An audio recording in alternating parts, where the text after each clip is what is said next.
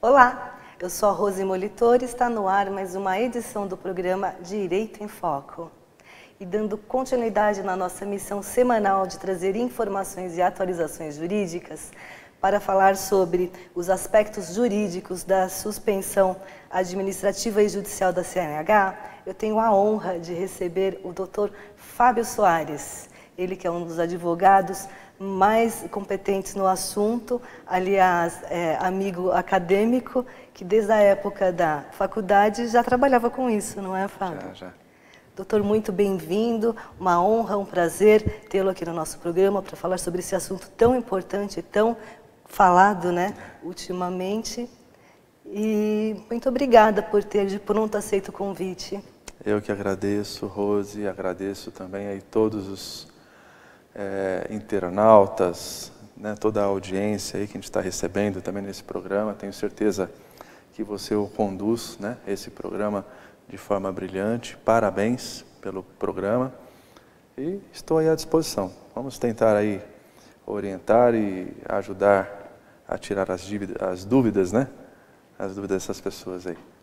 O Dr. Fábio Soares, ele é advogado, pós-graduado em Gestão de Trânsito e MBA em Segurança no Trânsito e Mobilidade Urbana. Dr. Fábio, fale um pouquinho da sua trajetória até aqui. Bom, vamos lá. Eu amo a área de trânsito, né? Meu pai tem autoescola em São Caetano do Sul já há 44 anos. Então eu fui criado dentro dessa área de trânsito. Instrutor de autoescola, diretor de autoescola, diretor técnico, teórico técnico, né, em CFCs. Então fui um dos pioneiros aí em aulas teóricas e técnicas aqui na cidade.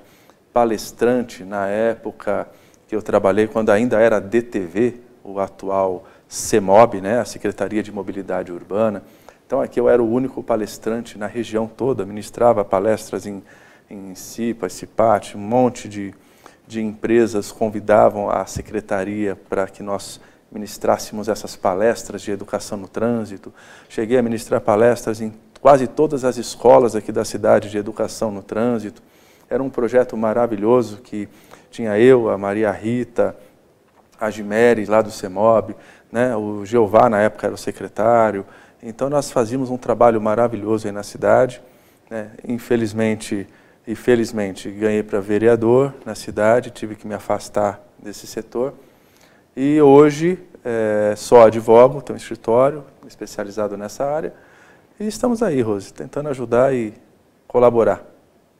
Muito bem. Não tem como falar nessa área sem lembrar de você, meu amigo e competente advogado. Obrigado, Rose. Já adentrando a nossa conversa, quais são as diferenças das suspensões? Vamos lá. Da CNH. Ô, Rose, esse tema é um tema muito importante porque eu mesmo já presenciei, não só em delegacias, mas também em fóruns, uma grande dúvida por parte dos profissionais, tanto delegado, tanto agentes de trânsito, como promotores, juízes, porque é um assunto muito pouco falado, né? Você é prova também, na faculdade não se aprende nada sobre trânsito, né? O Código de Trânsito Brasileiro é esquecido nas nossas universidades, infelizmente, porque é uma área muito rentável para os nossos colegas e é uma área pouco conhecida para os nossos usuários, porque trouxeram um código muito evoluído para um país onde não se aplica muito em educação, né? Essa é a divergência, né, da aplicação do novo Código de Trânsito à situação do nosso país. A falta de educação no trânsito. Então, não se investe, não se aplicam as leis. Então, é um país que mais tem leis no mundo, é o que menos se aplica. Talvez não haja interesse. Exato, né? O interesse, olha, é difícil, sabe? Quem lida com o trânsito sabe o quanto faz falta isso, o quanto é importante. Para muitos prefeitos, educação de trânsito é uma balela. É uma perda de tempo e dinheiro. Para mim, não, economiza vidas, né? Uma vida que você consegue salvar com a educação no trânsito já valeu a pena, todo o investimento. Mas importa a indústria da multa. Exato. Então, hoje, instalam-se radares a gosto, a qualquer lugar. Não é assim, teria que ser feito um estudo, teria que ser investido esse dinheiro arrecadado com multas em educação no trânsito, em sinalização, em prevenção. Então não existe. O Fundo Nacional de Trânsito, o Fundo Municipal de Trânsito aqui também, nunca existiu. Né? Deveria ser recolhido os valores da multa nesse fundo e aplicado só para o trânsito. Não, vai tudo numa conta só e gasta como se quer, como bem entende. Então, assim, está tudo errado. Não falo só de São Caetano, mas o país todo peca em não investir na educação no trânsito. E essa questão que a gente levantou hoje sobre a suspensão administrativa e a judicial, o que tem ocorrido? Você completa 20 pontos na sua carteira ou comete algumas infrações que por si só suspendem o seu direito de dirigir, você vai no Detran, entrega a sua carta, né? Ou depois de passado todo o processo de defesa, ou se você abrir mão da sua defesa, já quer cumprir imediatamente, você pode também. Então chega a pessoa, deixa a carta, começou a cumprir o prazo de suspensão do direito de dirigir.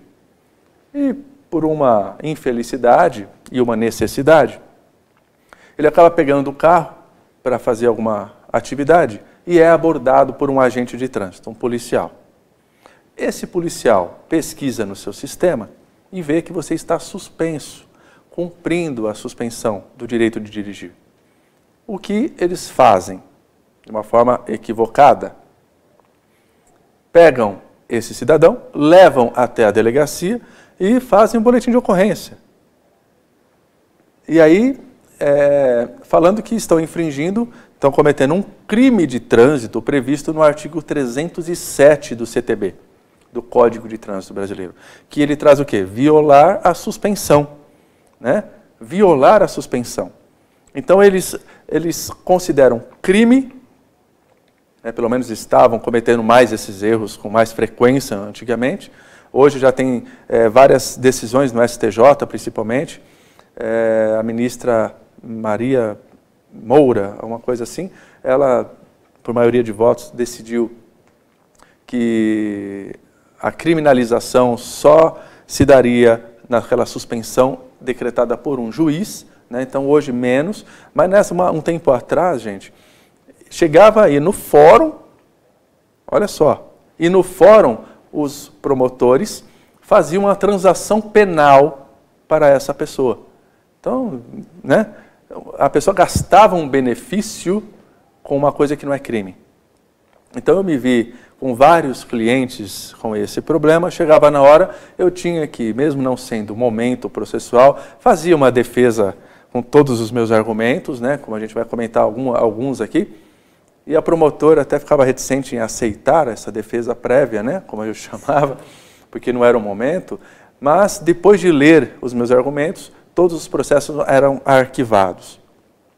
Porque eles entendiam, né, depois da minha justificativa, que os artigos 292 ao 296 é o que trata da suspensão judicial. Porque tem várias palavras e termos utilizados nesses artigos, Rose, que fala de pessoas condenadas, né? Então, assim, ninguém no processo administrativo é condenado ou tem sentença condenatória. Não existe esses termos num processo administrativo de carta. E o processo administrativo previsto no artigo 261 do Código de Trânsito tem outras diferenças, né, que a gente pode aplicar para provar que a suspensão judicial, violando esta, né, prevista no 292 ao 296, é esta que incide o crime de 307. Né? A outra, que é a administrativa, quem está assistindo a gente, ela tem um prazo diferenciado da judicial. A administrativa, a pessoa pode ser suspensa de 6 meses, né? Uma lei nova agora em 2018. É um absurdo também declinar 6 meses de suspensão, prazo mínimo, num país do desemprego. Quem é um motorista que fica 6 meses sem dirigir? É absurdo esse país, essa lei. Mas, infelizmente, no administrativo, 6 meses até 2 anos, no caso de reincidência, ele pode ser suspenso.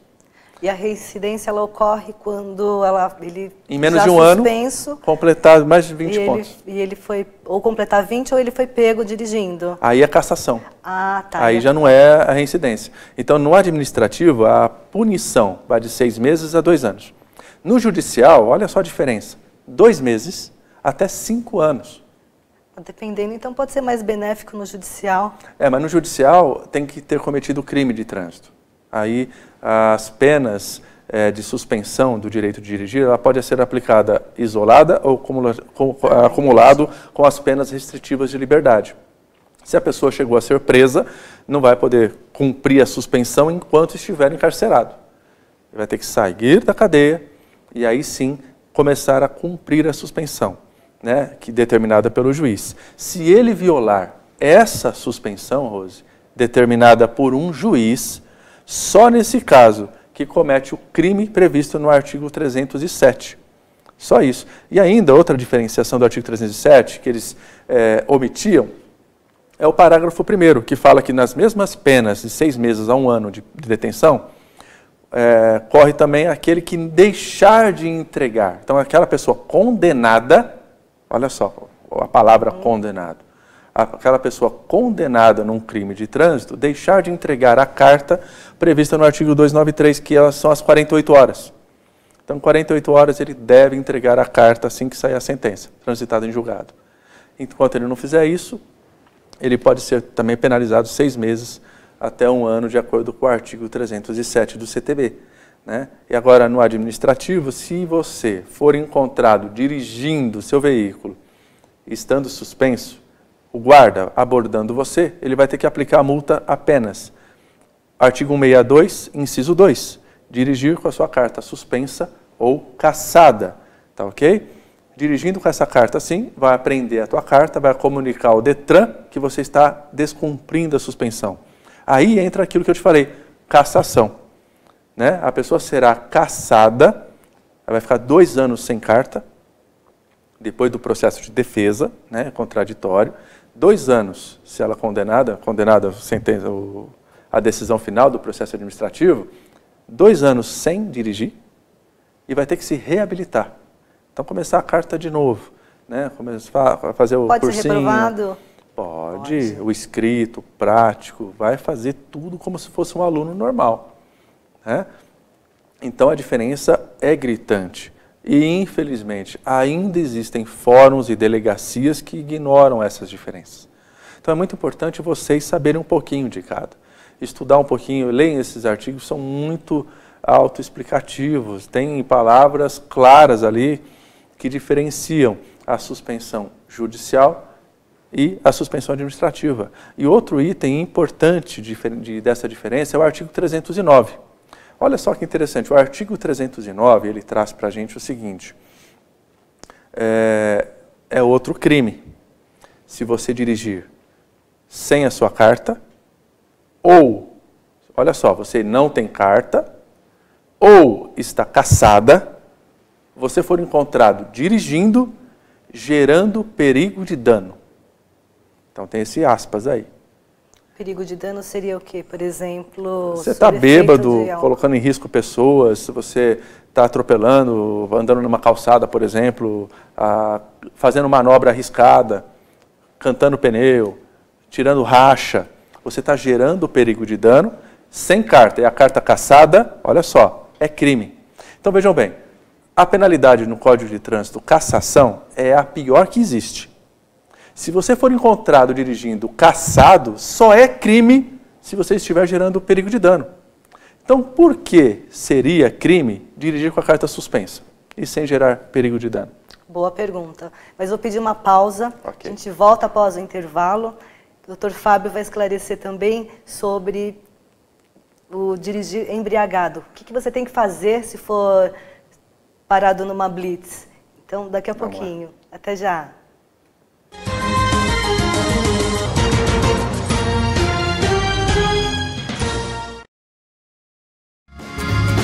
Viaje mais! Prepare-se para conhecer os mais belos lugares do planeta, de segunda a domingo em 2 horários, às 13h30 e à meia-noite, na rede NGT Canal 48 Digital e na TV Grande ABC Canal 3 NET. Agora você tem um encontro marcado com Walter Esteban no programa Viaje Mais!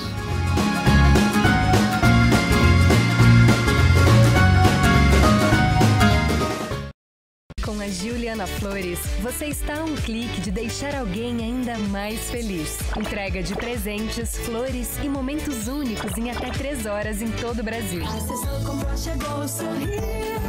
Juliana Flores. Sob nova direção e mantendo a comida caseira, sejam bem-vindos ao Restaurante da Praça. Ideal para as refeições rápidas, mantendo o tempero caseiro, com pratos variados e buffet de saladas. Segunda é dia de tutu de feijão, terça rabada com polenta, quarta tem feijoada, quinta variedades em massa, sexta peixe, em breve churrascos e lanches. E se preferir levar o Marmitex, elas montam para você na hora. Rua Rio Grande do Sul, 283, centro de São Caetano do Sul. Venha conferir. Pior que não ler jornal é ler apenas um jornal. Leia. Assine e anuncie no Jornal ABC Repórter. 4224-4789. Se você é notícia, foi ou vai ser, ligue para a nossa redação ou mande um e-mail para redação@jornalabcreporter.com.br. ABC Repórter, o diário. www.jornalabcreporter.com.br. Sejam bem-vindos ao Buffet Laguna, 2 ambientes ar-condicionados, serviços de DJ Valet, requinte bom gosto e sofisticação, seguindo alto padrão de qualidade. Cada paladar é presenteado com cores, texturas e sabores para que a sua comemoração seja inesquecível. Ligue agora 4421-1880 ou 999-847288, Rua Amazonas, 2196, São Caetano do Sul. Buffet Laguna, 27 anos transformando sonhos em realidade. O Colégio Imaculado Coração de Maria tem a proposta de formação que conjuga o ensino católico, cultura antiga e ferramentas modernas de ensino, ensinando os fins católicos, o ensino dos clássicos como latim e belas artes, educação infantil a partir de 4 anos e ensino fundamental até o 9º ano. Ligue 4227-3558, Rua Augusto de Toledo, 809, Santa Paula, São Caetano do Sul. Colégio Imaculado Coração de Maria, um colégio de famílias católicas.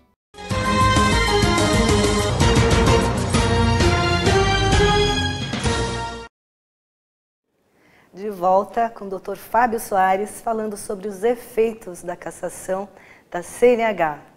Dr. Fábio, falávamos antes a respeito do motorista que fosse pego dirigindo sob efeito do álcool. Ah, sim.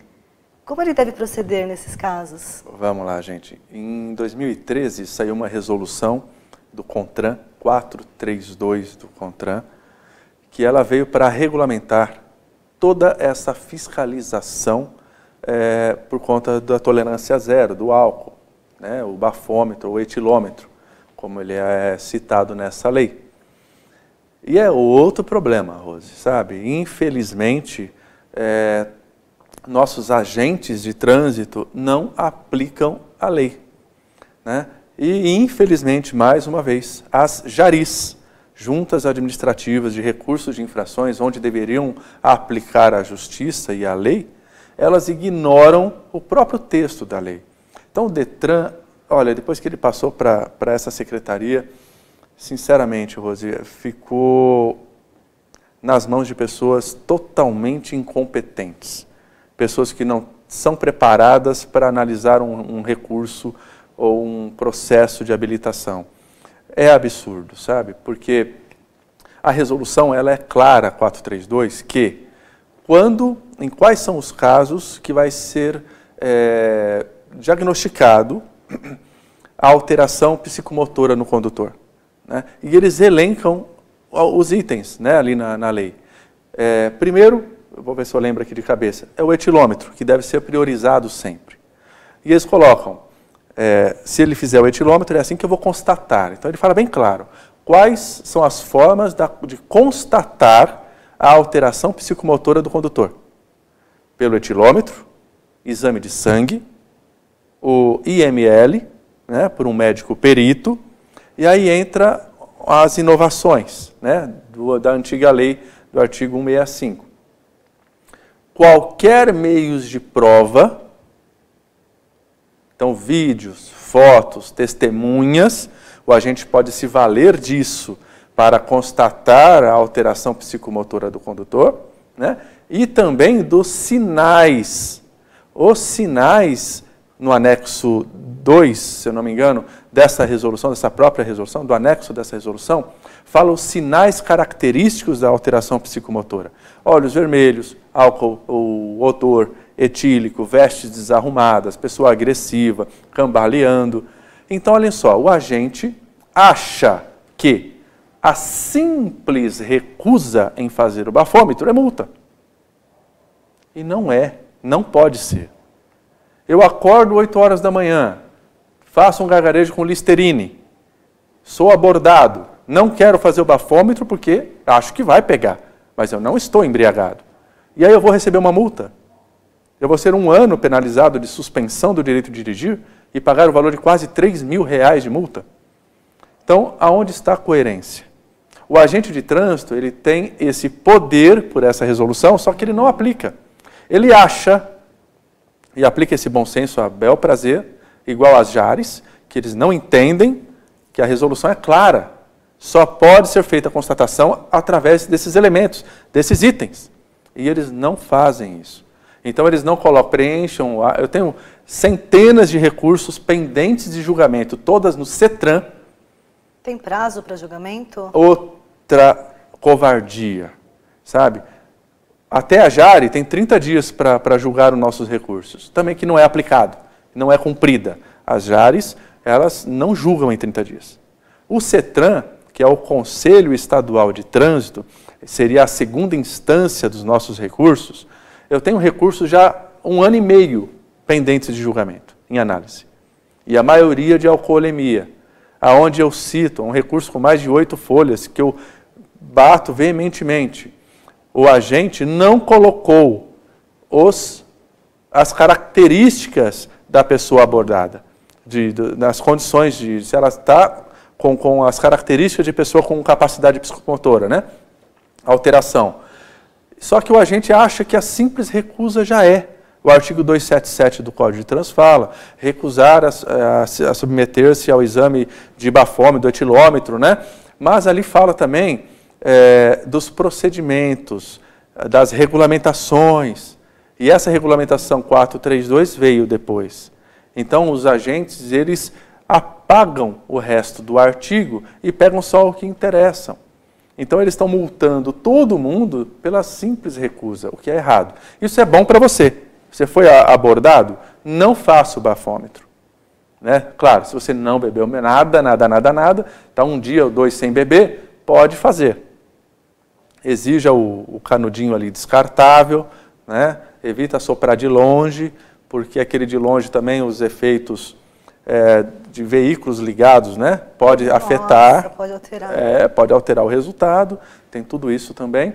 Agora, você que bebeu alguma coisa, mas não está com alteração da capacidade, né? Não está visível, não faça o bafômetro. Né? A orientação que eu dou é não fazer o bafômetro. O guarda, ele pode te mandar para o IML, ele pode te levar, né, fazer o exame de sangue, nunca. Né? Não pode obrigar você.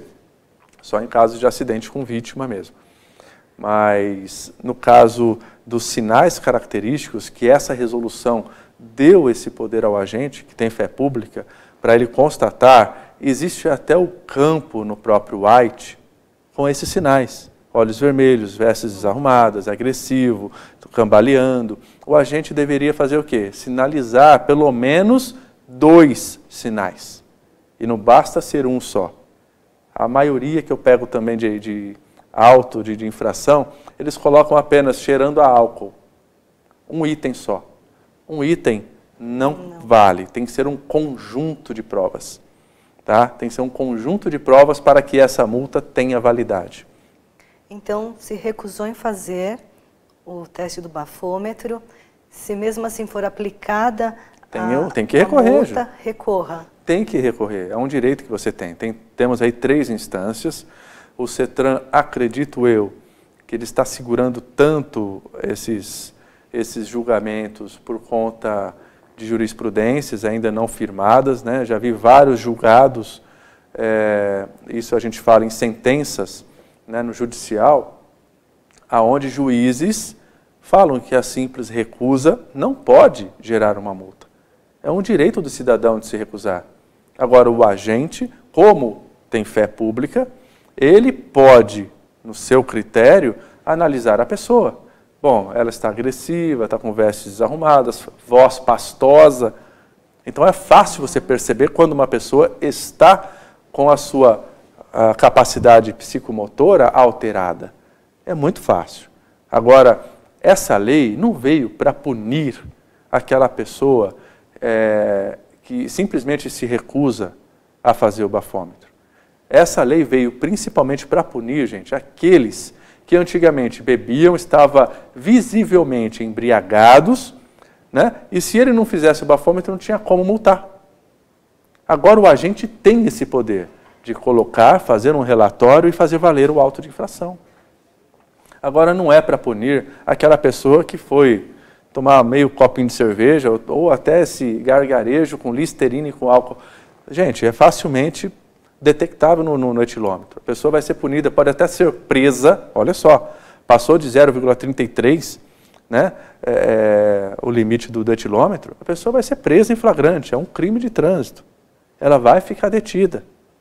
Então, um pai de família ser carregado para a delegacia, ficar preso porque fez gargarejo com listerine. Gente, então assim, tem que ser aplicado aí o bom senso, coisa que não está sendo aplicado. Nosso Código de Trânsito, como eu disse, ele é muito superior à nossa educação, à educação aplicada aqui no nosso país. Infelizmente, os nossos agentes também não são bem preparados. Não tem uma formação, né? Em São Caetano, quando eu trabalhei na Secretaria de Mobilidade Urbana aqui em São Caetano, eu, de livre e espontânea vontade, treinava os nossos agentes. Treinava, explicando, multas no mesmo grupo de infração, aplica só a mais grave. Antigamente não, era estacionado em cima da calçada, na contramão, ou, em cima da faixa pedestre, eles aplicavam 3 multas. Não é assim, né? Tem que aplicar só a mais grave, porque o grupo de multa é uma só. E outras infrações, outros procedimentos. O agente não está aqui para multar, e sim orientar a pessoa, advertir, né? Fazer com que o nosso trânsito flua melhor. E é isso, a educação no trânsito é a alma do negócio, é o que eu primo bastante, Rose. Muito bem. Doutor Fábio, passou muito rápido. Acabou já? Eu acho que eu vou ter que convidá-lo novamente a retornar e falarmos ainda mais, porque eu tenho certeza que ficou, não dúvidas, porque o senhor dominou e falou muito bem sobre o assunto, mas tem tanta coisa ainda para falar a respeito. Tem bastante, Rose. E eu adorei a nossa conversa e muito com bom certeza quero que... E só rapidinho, queria agradecer, né, o Alan Giongo, Marcos Vinícius, todos os meus amigos aí estão, nossos amigos, né, assistindo a gente e fazendo perguntas. Não deu tempo de ler pergunta nenhuma, porque é muito rápido mesmo, mas aí é uma honra enorme estar aqui, fico à disposição, Rose, sempre que precisar. A honra é toda nossa. Muito obrigada pela sua companhia e até o próximo Direito em Foco. Tchau.